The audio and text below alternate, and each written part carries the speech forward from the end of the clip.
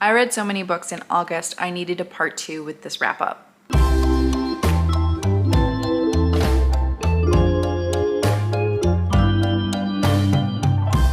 Hey everybody, welcome back to my channel. My name is April and this is wrap up part 2, the latter half of August. I can't believe how many books I read in August. Honestly, in total, it was 25 bucks. I have never in my life read 25 books. Obviously, a lot of these were novellas, but there were some really good ones. And I am so glad I joined the romance readathon when Maggie asked me to, because I just absolutely had a blast with all these historical romances.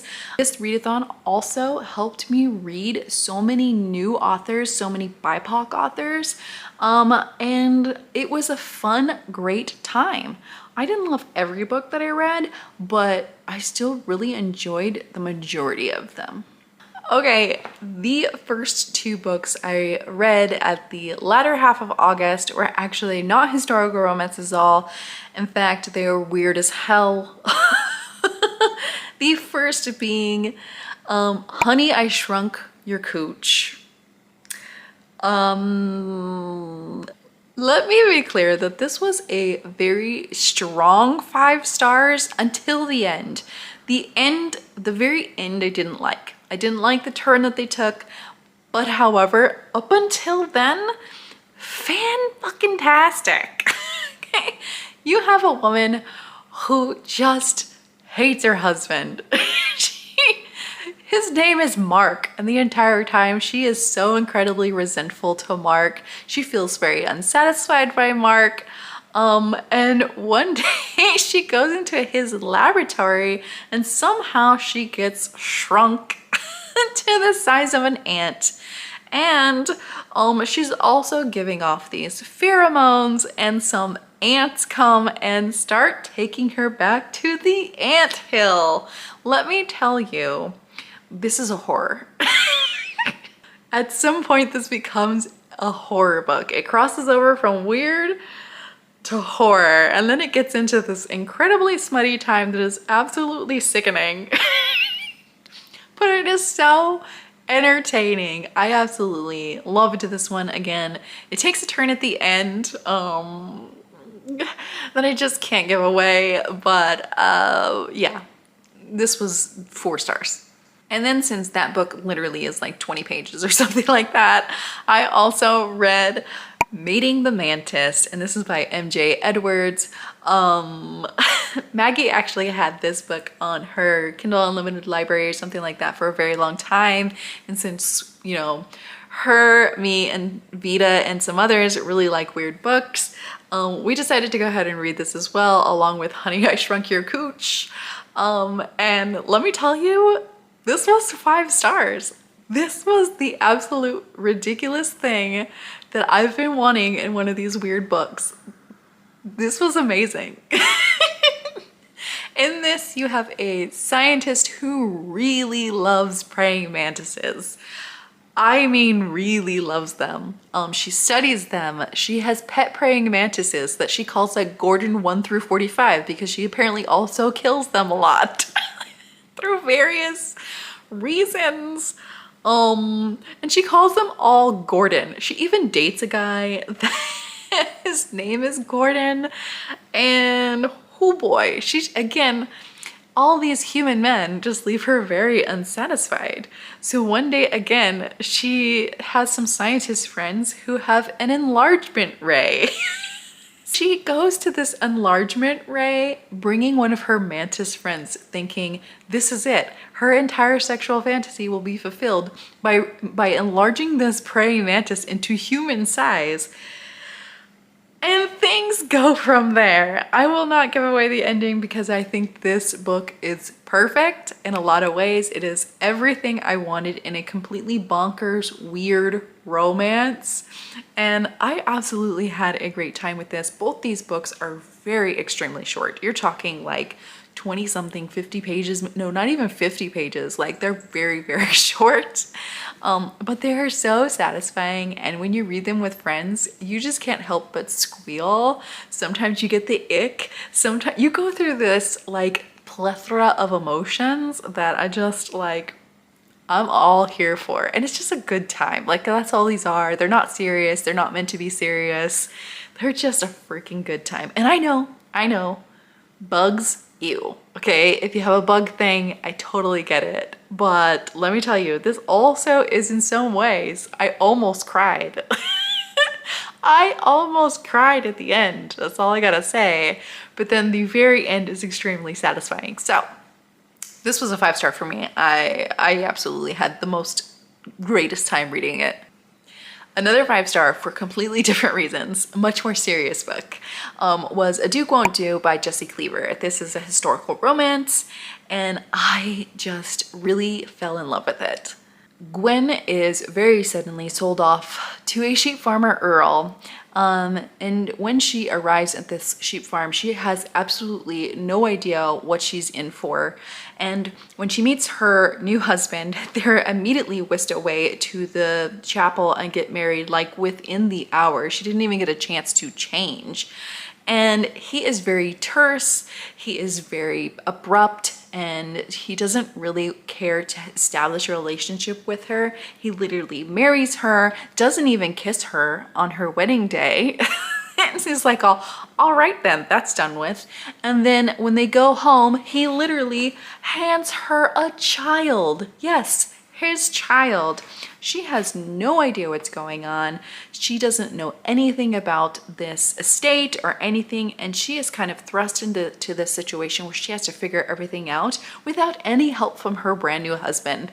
What I really loved about this was that Gwen has such an empathetic nature. She doesn't just go, oh, he's a jerk, and then, you know, writes him off and that kind of thing. She's like, well, maybe he had a bad relationship before. Maybe he did this. Maybe he did that. And maybe to a lot of people, it might be making excuses for his behavior, but she never lets that go. She always confronts him and is like, oh, you can't treat me this way. I am here. We need to make a deal on how to figure this out.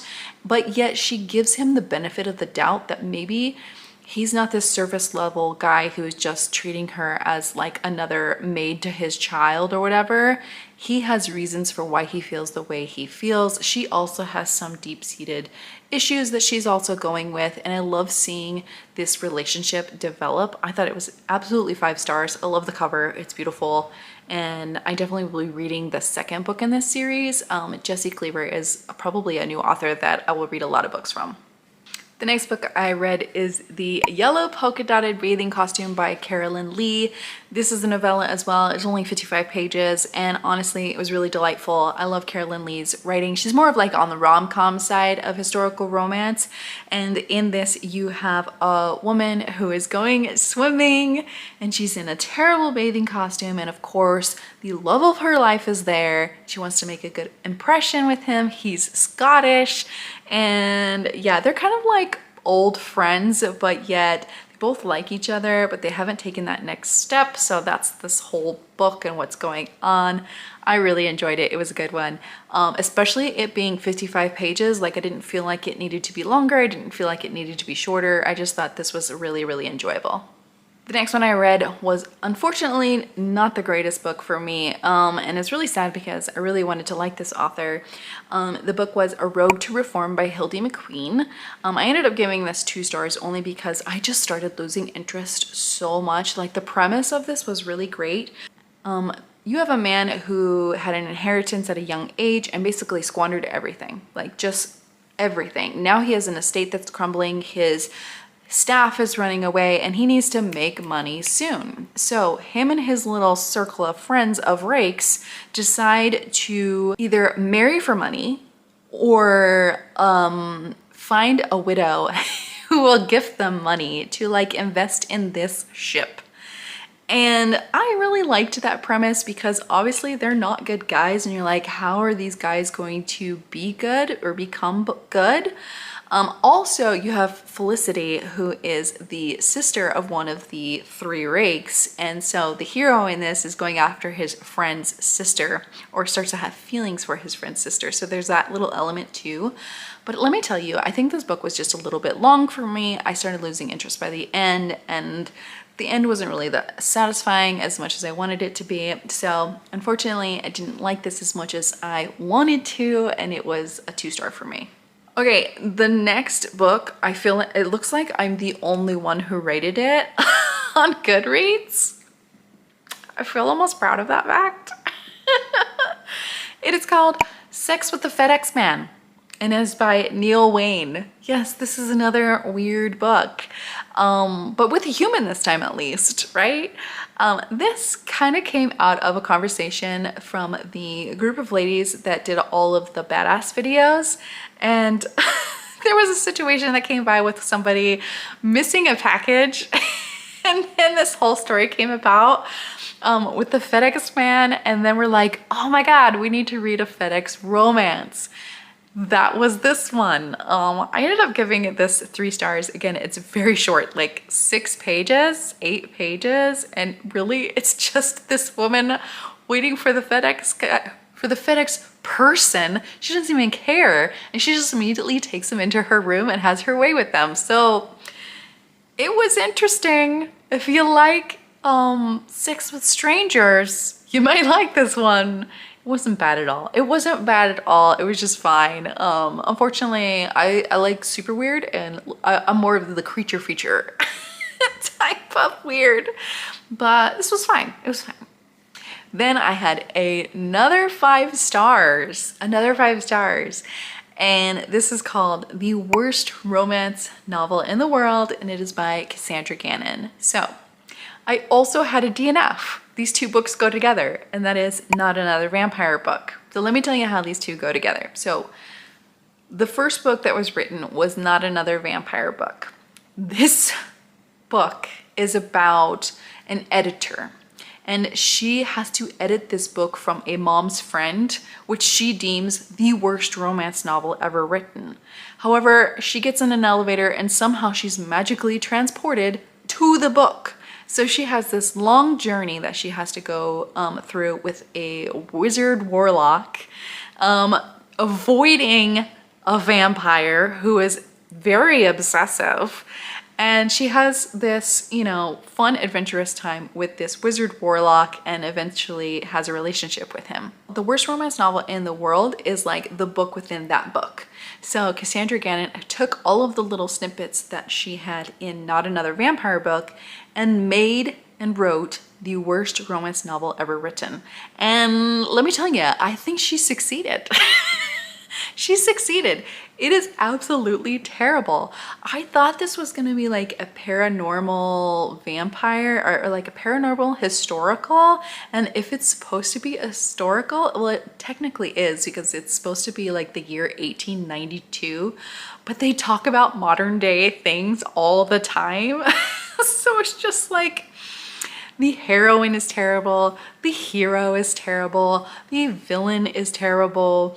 It is just like, I really, really loved the outlandish nature of the worst romance novel in the world. And then when I read Not Another Vampire Book, it didn't hit. It didn't hit the same. It wasn't as funny. It wasn't as farcical as that one. And I think I did a disservice to myself by reading that one second. It was fine, but I think the book was just honestly way too long, and I wasn't enjoying it anymore. I was like, let's get this show on the road. So I actually DNF'd it about 40%, Not Another Vampire Book. So yeah, I wish it was a little bit more on the outlandish side as the worst romance in the world, but I don't know. It doesn't scare me off of Cassandra Gannon, because I think Cassandra Gannon has some crazy books that she's written, and I can't wait to read more from her. And then I read Captive of My Desires with Crystal from Books Forever After. She probably liked this one a little bit more than I did, but we have a whole live show on it, so I won't go too into detail about this, but this was fine. It was fine, but again, it was just another book where James Mallory and George, like kind of take over for a good portion of it. And I'm just so kind of sick of them. I'm sick of them a little bit. I love them, but I'm also sick of them. You know what I'm saying? After that, I read Nobody's Princess, and this is by Erica Ridley. This is the 3rd book in the Winchester series, and it was okay. It was okay. I gave it 3 stars. I think the downfall of this is that there's not enough romance in it. There's just not. Graham is adorable. Cooney is adorable. And I loved them both as characters, but you just didn't get a lot of page time with them. And then it just kind of started fizzling for me. So I really wish I had more of them in the story. I wish I had more of them together and actually building that relationship, but I just didn't quite feel that from them. I'm still highly interested in this series and I can't wait to see them in other books as well. I have enjoyed seeing Graham in the books that I've seen before. So I really loved, again, I loved the characters, but I think this one just wasn't really filled out in the romance section for me as much as I wanted it to be. And then I read Her Protector's Pleasure. This is by Grace Calloway. And I listened to this on audiobook and I actually really enjoyed it. I ended up giving this 4 stars. You have Lady Mariana and she is a widow. And her husband was a terrible husband and ended up selling her daughter to someone. So the whole book, she's trying to find her daughter. And then you have this policeman who is the hero. And he has to watch out for her as well because she's kind of a suspect in a lot of these other crimes. So it's a little bit of that dynamic, but also he can't resist her and she can't resist him. This promises to be a steamy Regency romance and it absolutely is. I loved the fire between these characters and also this plot was so satisfying. It was heartbreaking at times and when you find out the villain and what he plans to do with her daughter, it's just gives you the ick. It's like a whole grooming thing, so trigger warning for that, but yeah. I absolutely loved this book. This is the 3rd book in the series, so maybe I'll read the other ones. So that's it. That's the rest of the books that I read in August. Let me know, what was your favorite book that you read in August? I know at the end of the month with school starting, reading slowed down for me a lot, at least it seems so, but then I read a bunch of novellas. So that helped a lot. And as always, I hope you have a wonderful day and I'll see you next time. Bye.